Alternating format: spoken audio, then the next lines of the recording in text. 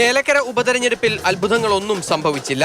നാട്ടുകാരൻ തന്നെയായ UR പ്രദീപിനെ 12,201 വോട്ടിന്റെ ഭൂരിപക്ഷത്തിൽ വോട്ടർമാർ വിജയിപ്പിച്ചു. രമ്യ ഹരിദാസിലൂടെ ശക്തമായ പോരാട്ടം UDF കാഴ്ചവെച്ചു. എന്നാൽ സർക്കാരിനെതിരായുള്ള പ്രചാരണങ്ങളോ ഭരണവിരുദ്ധ വികാരമോ ഒന്നും തെരഞ്ഞെടുപ്പിൽ പ്രതിഫലിച്ചില്ല. അവസാന തുറുപ്പിച്ചിട്ടായി K രാധാകൃഷ്ണനെ ഒതുക്കിയെന്ന UDFന്റെ വാദവും വോട്ടർമാരിൽ ഒരു ചലനവും ഉണ്ടാക്കിയില്ലെന്നാണ് ചേലക്കരയിലെ ഉപതെരഞ്ഞെടുപ്പ് ഫലം വ്യക്തമാക്കുന്നത്. 8ഇടത്തും LDFനായിരുന്നു ലീഡ്. മുള്ളൂർക്കര പഞ്ചായത്തിൽ മാത്രമാണ് 536 വോട്ടിന്റെ ലീഡ് രമ്യ ഹരിദാസിന് നേടാനായത്. UDFന്റെ എല്ലാ നുണപ്രചാരണങ്ങൾക്കുമുള്ള മറുപടിയാണ് ജനങ്ങൾ നൽകിയ ഈ വിജയമെന്ന് UR പ്രദീപ് ഫലപ്രഖ്യാപനത്തിന് ശേഷം തുറന്നടിച്ചു.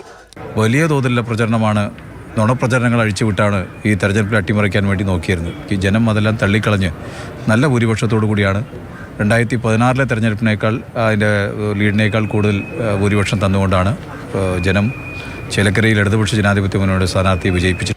ഈ വിജയം തന്റെ കൂടി വിജയമാണെന്നാണ് K രാധാകൃഷ്ണന്റെ പ്രതികരണം. പല വിധത്തിലുള്ള തെറ്റായ പ്രചാരണങ്ങളും ഈ തെരഞ്ഞെടുപ്പിലുണ്ടായി. അതിനെയെല്ലാം മറികടക്കുന്നതാണ് ചേലക്കരയിലെ ജനവിധിയെന്ന് K രാധാകൃഷ്ണൻ വ്യക്തമാക്കി. 3 തവണ തുടർച്ചയായിട്ട് ഇടതുപക്ഷ ജനാധിപത്യ മുന്നണി നമ്മുടെ സംസ്ഥാനത്ത് അധികാരത്തിൽ വരും 2026 എന്നതിൻ്റെ സൂചന കൂടിയാണ് ചേലക്കര അസംബ്ലി മണ്ഡലത്തിലെ ഇടതുപക്ഷ ജനാധിപത്യത്തിന്റെ ഉജ്ജ്വല വിജയം എന്നുള്ള കാര്യത്തിൽ യാതൊരു സംശയവുമില്ല. ചേലക്കരയിലെ കോൺഗ്രസിന്റെ പ്രവർത്തനത്തിൽ രമ്യ ഹരിദാസിന് യാതൊരു വിധത്തിലുള്ള പരാതിയുമില്ല. ഏതൊക്കെ മേഖലകളിലാണ് വോട്ട് നഷ്ടപ്പെട്ടതെന്ന് അന്വേഷിക്കും. നല്ലൊരു രാഷ്ട്രീയ പോരാട്ടം കാഴ്ചവെക്കാൻ സാധിച്ചിട്ടുണ്ട്. അതോടൊപ്പം തന്നെ ഈ തെരഞ്ഞെടുപ്പ് പ്രവർത്തനങ്ങളിൽ നേതൃത്വം കൊടുത്ത പാർട്ടിയോടും മുന്നണിയോടും UDFന്റെ ലീഡേഴ്സ് ഒത്തിരി ആളുകളുടെ വലിയൊരു പ്രയത്നവും പ്രവർത്തനവും ഒക്കെ ഇതിനോടകം ഉണ്ടായിട്ടുണ്ട്. അവരോടൊക്കെ ഉള്ളൊരു ഹൃദയം നിറഞ്ഞ നന്ദി പറയാണ്. UDFന്റെ സ്ഥാനാർത്ഥി നിർണയത്തിൽ പിണങ്ങി പാർട്ടിയിൽ നിന്ന് വിട്ടുപോയ NK സുധീർ 3920 വോട്ട് നേടി. PV അൻവറിന്റെ നോമിനിയായിരുന്നു സുധീർ. ഒരു വേരോട്ടവുമില്ലാത്ത ഇടത്ത് നേടിയ ഈ വോട്ടുകൾ തന്റെ നിലപാടുകൾക്കുള്ള പിന്തുണയാണെന്ന് PV അൻവർ അവകാശപ്പെടുന്നു. 3920 വോട്ട്